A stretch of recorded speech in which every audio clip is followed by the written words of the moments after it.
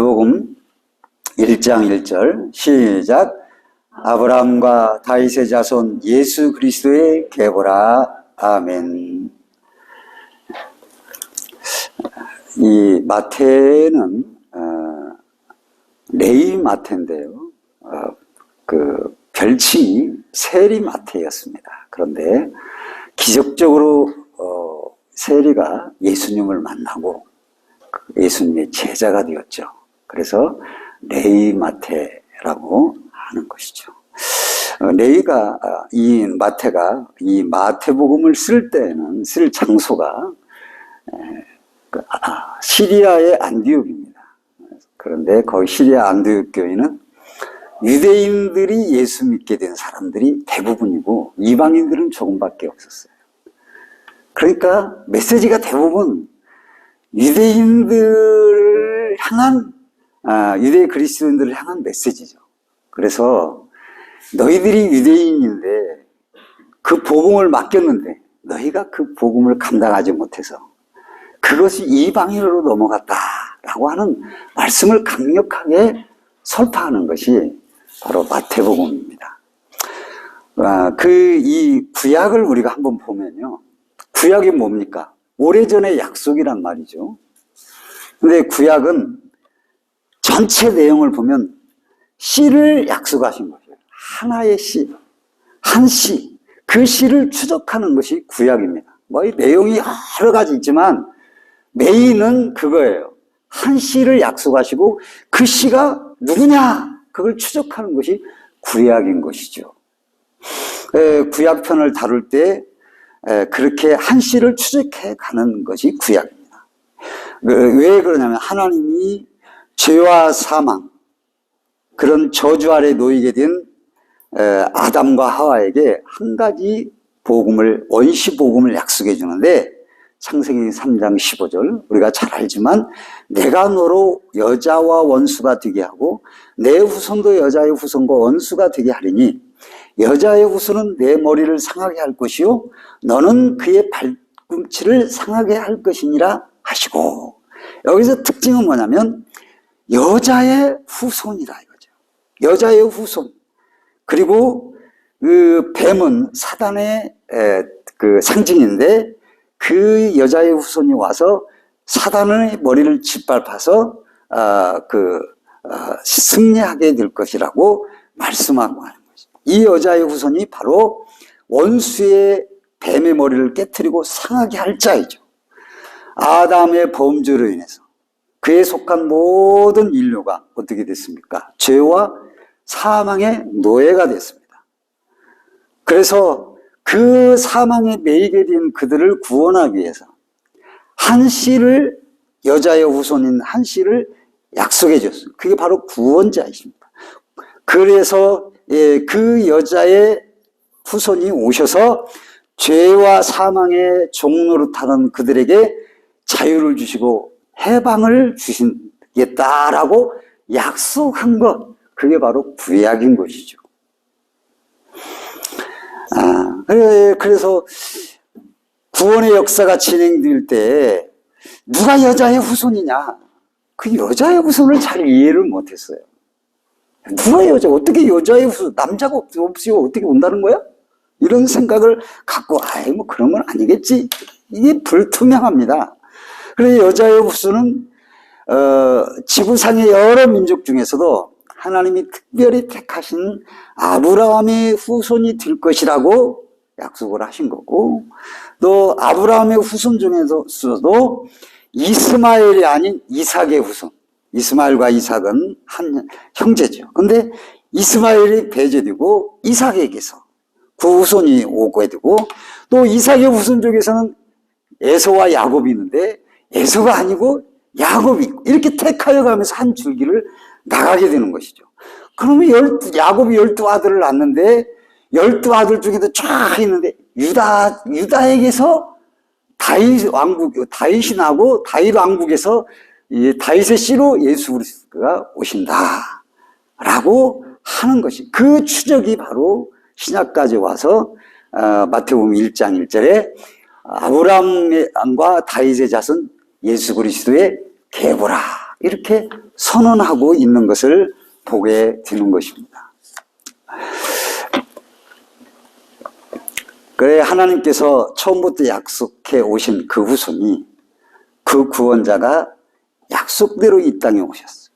그리고 우리를 고아와 같이 버려두지 않고 죄와 사망에서 건져낼 구속자로 이 땅에 보내주시고 신실하신 하나님의 방법대로 그 약속을 이루신 것, 그게 1장 1절의 오늘 말씀인 것이죠. 그러므로 성탄절은 뭐 하는 겁니까? 무엇을 기뻐하고 감사하는 날입니까? 바로 하나님의 신실하신 우리를 위해 약속하신 것을 이루신 것을 감사하고 기뻐하는 날이 성탄절입니다. 그래서 시므온은 아기 예수를 품에 안고 죽기 전에 이렇게 감격을 노래합니다. 누가복음 2장에 보니까 시므온이 아기를 안고 하나님을 찬송하여 이르되 주제여 이제는 말씀하신 대로 종을 평안히 놓아주시노다. 내 눈이 주의 구원을 보았사오니 이는 만민 앞에 예비하신 것이요 이방을 비추는 빛이요 주의 백성 이스라엘의 영광이니이다 하니. 그러니까 이렇게 아기를 안고 찬송을 이제는 나를 편히 놓아주는다. 얼마나 그걸 보고 이제는 죽어도 좋다 이거예요. 예, 주께서 약속하신 아브라함의 씨를 내 눈으로 보았기 때문에. 하나님은 그리스도가 오실 때 왕궁에서도 나오시지 않게 하시고 왕자로서도 오지 않게 하시고 왕의 계보도 아니고 다윗 왕국의 계보는 계보지만 당시에는 왕은 항상 궁정이 아니에요. 그래서 당시 태어날 때 모든 유대인들은 이해할 수가 없었어요. 그게 어떻게 메시아가 될 수 있냐. 왜? 이해할 수가 없는 거예요. 근데 이사야 53장에 보면은 우리의 전한 것을 누가 믿을 수가 없다는 거예요. 어떻게 메시아가 그렇게 볼품없이 오냐 이거예요. 연한 순 같고 마른 땅에 솟아난 뿌리 같고 말이죠. 거기서 나온 연한 순 같은 힘이 하나도 없어. 볼품이 없고 말이죠. 흠모할 것이 없어요. 세상적으로 보면 아무 아름다운 것이 없어요. 근데 오히려 심지어 고난을 받아서 죽기까지 해요. 그런데 그게 어떻게 메시아예요, 죽는데. 그것도 죄인으로 십자가에 못 박아줬는데. 이해를 못한 것이에요. 그런데 그것을 통해서 죄를 대신 지시고 죽으심으로 인류를 구원할 하나님의 계획이 그 한 씨를 통해서 이루어지게 되는 것이죠. 그 감격을 시므온은 찬양하게 된 것입니다. 이 성탄절에 약속을 이루신 하나님을 저와 여러분도 찬양하시기를 주의 이름으로 축복합니다. 또 장차 성경의 모든 약속을 남김없이 이루실 하나님을 기대하고 믿음으로 살아가는 것입니다. 성탄절은 약속을 이루신 우리 하나님의 신실하심을 감사하고 기뻐하며 찬양하는 날인 것이죠. 약속하신 아들을 보내신 하나님을 찬양하는 저와 여러분이 되시기를 주의 이름으로 다시 한번 축원드립니다. 아멘. 그러면 왜 우리가 아브라함의 자손으로 그리스도께서 오셨는가? 많은 이름이 있잖아요. 많은 성경의 유인들이 있잖아요. 하필이면 왜 아브라함의 자손이냐 이거예요. 그것도 물론 또 아브라함과 다윗의 자손이라는 거야. 그렇게 소개하냐. 자, 이삭도 있어요. 이삭의 자손. 유다도 있어요. 유다의 자손. 그렇게 아브라함, 다윗 왕국, 다윗의 자손을 하지 말고 유다의 자손이라고 하는 게 더 옳지 않겠어요? 아니면 야곱이라든지. 솔로몬도 있잖아요. 자, 여러 가지 많이 있어요. 선지자들도 있고 말이죠. 그런데 딱 아브라함과 다윗의 자손. 특히 아브라함을 오늘 본문을 생각해 보는 거죠. 노아는 어때요, 여러분? 노아도 들어갈 수 있잖아요. 노아의 자손, 노아와 다윗의 자손으로 이렇게 할 수도 있잖아요. 왜냐하면 노아는 아담으로부터 10대예요. 그리고 노아부터 10대 후가 아브라함이에요. 딱 10대 그 중간에 노아가 있어요. 그리고 노아는 모든 옛사람을 다 쓸어버리시고 홍수로 새롭게 노아의 가정만, 노아로 하여금 새롭게 방주에서 출발하도록 했잖아요. 구원의 방주에서. 그러니까 노아와 다윗의 자손, 예수 그리스도의 계보를 이렇게 할 수도 있잖아요. 그런데 노아가 언급이 안 되고 아브라함이 됩니다. 왜 그럽니까? 그것은 두 가지 때문에. 첫째는 물론 한 가지죠. 한 가지인데 하나님의 약속이다. 예, 약속 때문에 그런 거예요. 그러니까 사람들이 많은 유인들이 있지만은 약속을 던지시고 물론 아담도 약속을 받았지만 직접적으로 약속을 받지 않았어요. 막연한 거예요. 그러니까 어떻게 보면 아담은 대표로 모든 사람들에게 주신 약속의 대표로 그 창세기 3장 15절에 말씀하셨지만은 그 개인에게 주시지 않은 거예요. 그리고 많은 사람들이 그 주어진 약속을 애언하고 또 말하고 한 것이지 그 약속을 받은 건 아니에요. 그런데 아브라함은 약속을 하나님 앞에 언약을 맺은 겁니다. 하나님께서 아브라함과 다윗에게 주신 언약, 그 언약 때문에 아브라함과 다윗의 자손의 계보라 이렇게 나오는 거예요. 예수 그리스도께서. 예수님이 아브라함의 자손이라고 하는 것은 하나님께서 아브라함에게 주신 언약이 예수님을 통해서 성취되었다 그런 말이에요. 창세기 12장 1절에서 3절에 기록되어 있습니다. 여호와께서 아브라함에게 이르시되 너는 너의 고향과 친척과 아버지의 집을 떠나 내가 내게 보여줄 땅으로 가라. 내가 너로 큰 민족을 이루고 내게 복을 주어 내 이름을 창대케 하니 너는 복이 될지라. 너를 축복하는 자에게 내가 복을 내리고 너를 저주하는 자에게 내가 저주하리니 땅의 모든 족속이 너로 말미암아 복을 얻을 것이라 하신지라.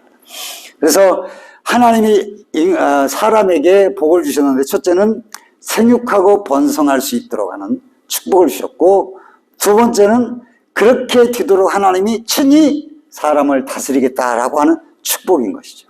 그래서 복은 하나님과의 관계된 복입니다. 내가 그래. 돈 많이 벌면 복이지.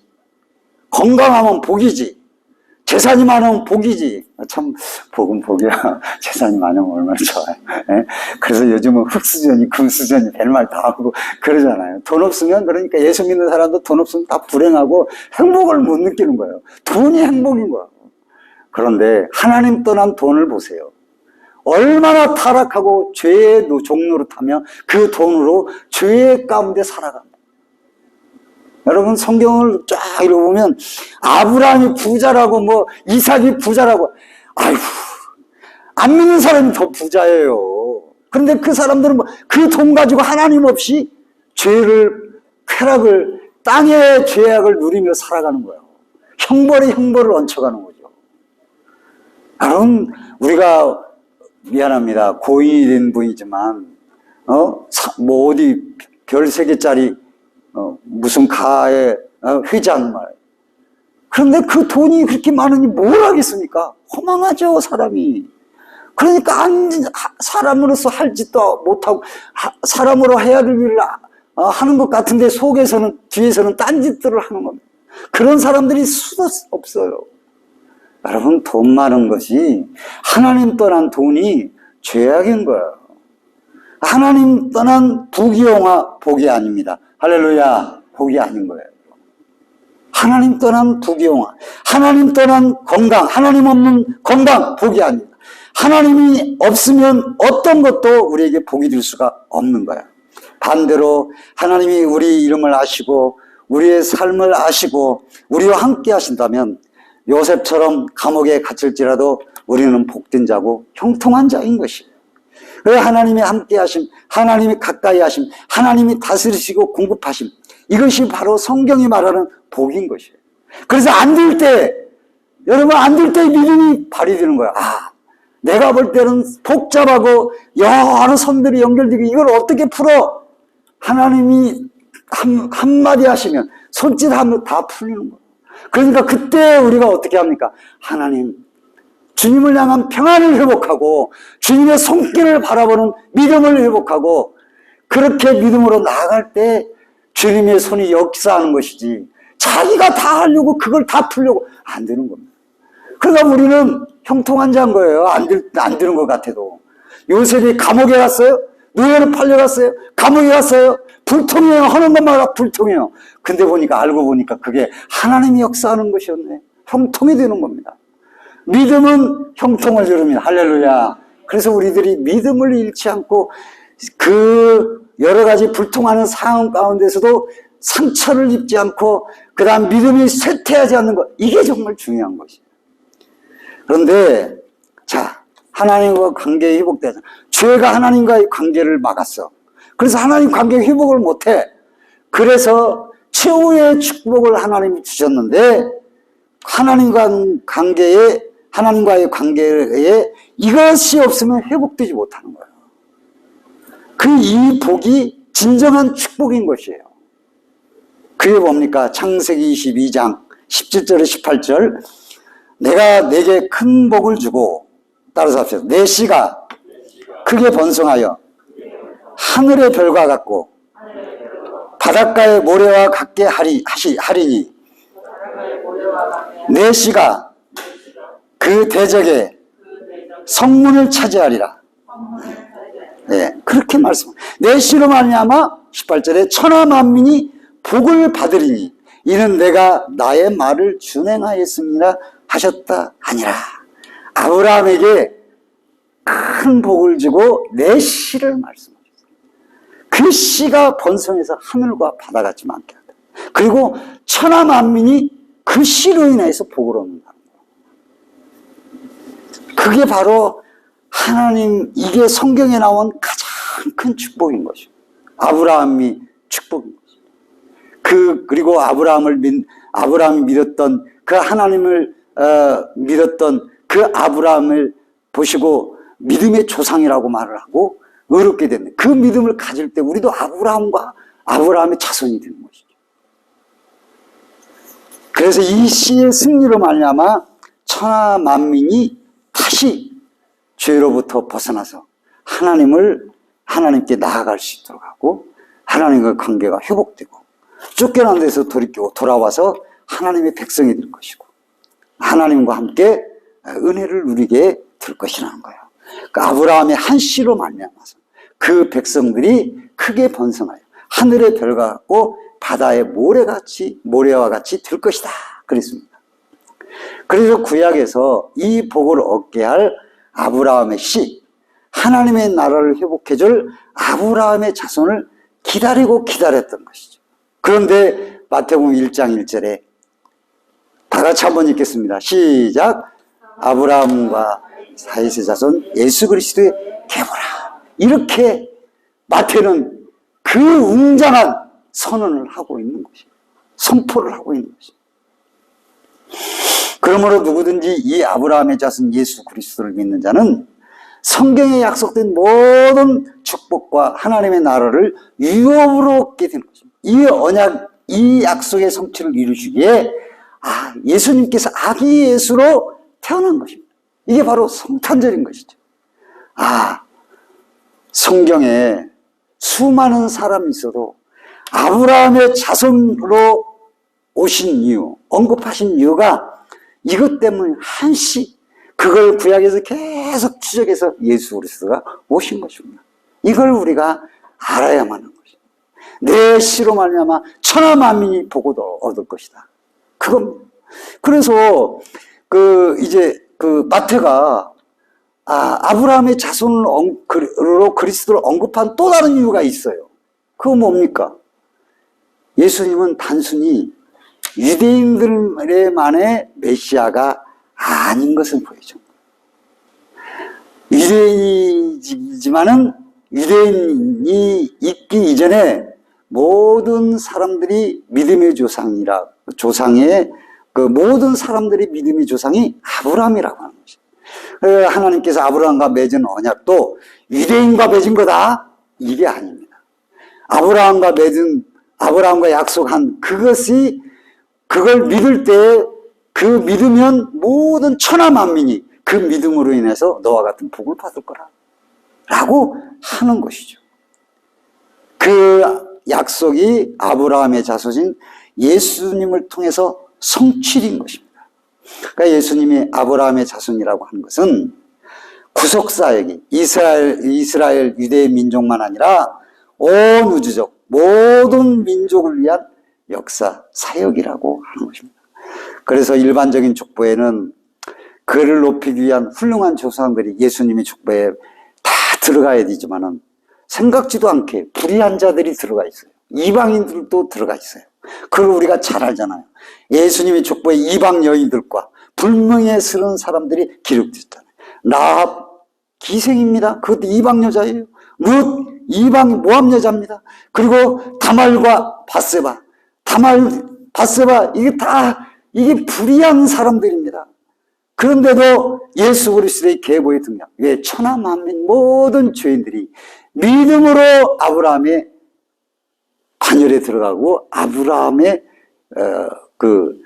믿음의 조상의 아브라함을 믿음의 조상으로 아브라함의 자손으로 영접하게 믿게 되는, 그리고 연결되게 되는 그런 축복이 있는 것이죠.